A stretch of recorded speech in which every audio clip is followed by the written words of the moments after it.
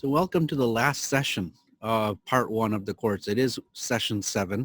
And by this time, you should have a pretty good understanding of what recruitment selection is, where we're headed with this. In part 2, you will cover off a few more things, and you'll actually, in an experiential way, participate in a recruitment and somewhat of a selection process, which is quite exciting. So hopefully you've been thinking about that, writing your questions, engaging with your candidate from the law clerk program.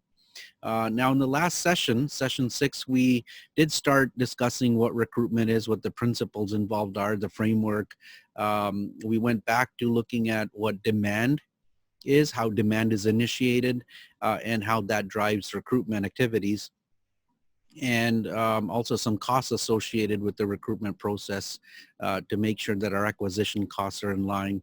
And that, of course, leads into metrics. So anytime you measure anything to determine your effectiveness, it's all about metrics. And specific to recruitment, we looked at some metrics.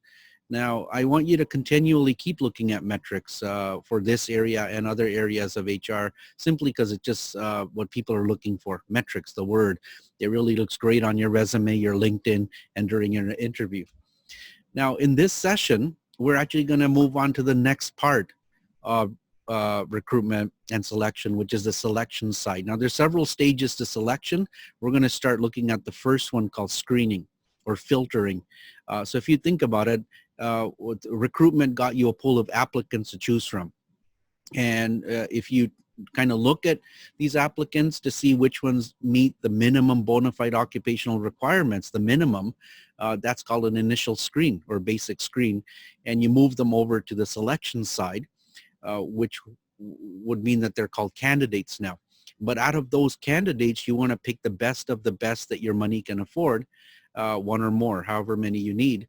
And you put candidates through several screens. And we'll talk about some of the legalities related to it, the fairness, the equity, the bias issues around it.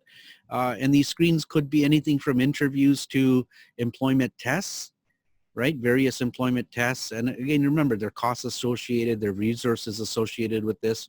So in part 2 of the course, there's actually a whole section on employment testing itself. And you'll talk about psychometrics and personality and so on. But here we'll kind of briefly go into it to give you a flavor for what it is. And I do recommend that you go on Google and download any employment testing that you can find just to become aware of it, not only from an applicant point of view, because you'll be looking for jobs, but also from an HR point of view. Many of you might be recruiters.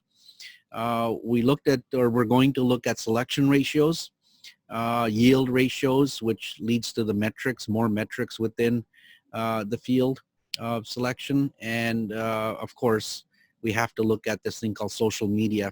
I mean, we don't have to, I guess, but I think in this day and age, you have to realize that many of your potential candidates or applicants sit in social media. And I told you before in session 1 that you have to be where your good candidates are. You have to change. And social media, I think, is worth discussing, at least starting the discussion. We're not going to be experts, but if you were to hire a social media expert, then you at least need to be able to converse with them, talk with them on an intelligent level. So we'll see you in this session. Again, make sure you look at the narrated lecture, the discussion board, and as always, I have notes.